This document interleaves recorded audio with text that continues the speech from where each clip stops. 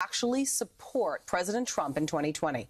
The West Virginia senator, facing a tough re-election battle in November, now says he regrets backing Hillary Clinton in 2016. He tells Politico, quote, "I'm open to supporting the person who I think is best for my country and my state. If his policies are best, I'll be right there." Joining us now, Alex Conant, former communications director for Senator Marco Rubio and partner at Firehouse Strategies. Also Democratic strategist Isaac Wright, partner at Forward Solutions Strategy Group. Thank you, gentlemen, for talking to me today. Good Isaac, to be here. I want to start with you as a Democrat. What do you make of Manchin's hint of supporting President Trump? Were you surprised to hear? Big difference you see between people like Joe Manchin and Washington politicians. Whether you agree with him or not, whether you like it or not, Joe Manchin tells you what he thinks. He tells you where he stands, and that's part of why he has been so successful and so popular with West Virginia voters. He stood up for the issues in West Virginia over and over and over again against Washington, no matter what the political price. He tells you how he feels, he tells you what he believes, and he sticks by it. But as a Democrat, do you support him supporting the president? I support retaking the Senate majority. I think Joe Manchin is going to fight for the people of West Virginia, and he's going to do it in good conscience. I mean, when the rubber hit the road and Donald Trump put up a tax plan that was going to sabotage American health care, that's already led to millions losing their health care, that's going to lead potentially up to 33 million more losing their health care, when he put up a tax code that said 80% of the benefit was going to go to the wealthiest 1% over 10 years, Joe Manchin told him no. At the same time, Joe Manchin works with the president on other issues, so maybe he can rein in some of the bad ideas from this White House going forward. All right. Alex, is this a case of buyer's remorse? No, I mean, I think what we just heard from Isaac is some pretty good spin, because that's what Joe Manchin is doing right now. Look, Manchin time and time again opposed President Trump's agenda, voted against Trump's tax cuts, voted against repealing and replacing Obamacare, and now he's facing a really, really tough re-election in West Virginia because he's too liberal for the state, is out of step with Donald Trump, who's wildly popular in the state.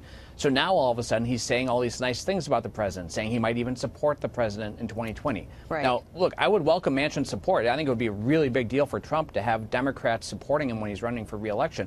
But let's not be foolish here, and let's not kid ourselves. Manchin's playing politics. Or is he a chameleon? I mean, because Isaac, he's Joe Manchin. I mean, it's just surprising to hear that Manchin is now going to actually campaign against a Republican and believe that Democrats are going to buy that he himself is going to follow in line with President Trump when he's been, I mean, of course, a big supporter of coal miners. He applauded Trump's State of the Union address. He recently backed Gina Haspel, Trump's choice for CIA director. But he's also made a number of moves away from Trump, like opposing his pushes for Obamacare reform and tax reform. How are Democrats going to buy his support? He opposed Obamacare sabotage. He opposed the sabotage of health care for 33 million Americans. He opposed restructuring the tax code in a way that Trump wanted to, that devastates working West Virginians.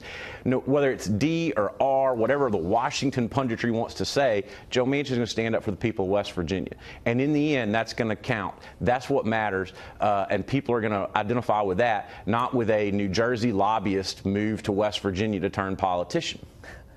Go ahead, Alex. Well, look, I mean, you're hearing these attacks on Patrick Morrisey. He's the Republican running for Senate against Joe Manchin.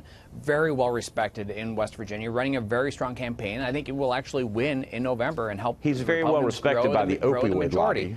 However, Joe Manchin is playing politics here. Manchin has voted against the president over and over again. Now he's facing a tough challenge, and all of a sudden he loves the president. This is what people hate about Washington, D.C. This is why people don't like politicians. Well, it is politics. Alex just called Morrisey well respected amongst West Virginians. Let's remember, West Virginia is the apex of the opioid crisis in this country. And this is a pharmaceuticals lobbyist from New Jersey. Look, I don't think that's going to go over real well in West Virginia, but I appreciate the Washington Beltway input. It's not looking good for Manchin, let's be honest. The Republican is obviously ahead there, so he's going to grab its strings. Not according to the last poll. He's up. He's at 55% approval ratings. Trump is only 57% approval ratings in the state. I don't believe that's actually what the most recent polls say. We still have, I know, but we still have months away. And if we look at the presidential election, then candidate Trump won the state of West Virginia by more than 40 points. So maybe he's going to try to latch on to the winner. I mean, I think that is the whole part of what we're trying to say. Manchin outperformed Obama by 40 points the last time they were on the ballot together. All right. He's a good Manchin politician. is leading in the polls, and I think that the fact that he's getting behind the president obviously is helping him. We'll have to see if Democrats will vote for him come November. That's all the time we have, though. Thank you very much. Thanks so much. Joe and Isaac. Thank you, God bless you, and God bless America.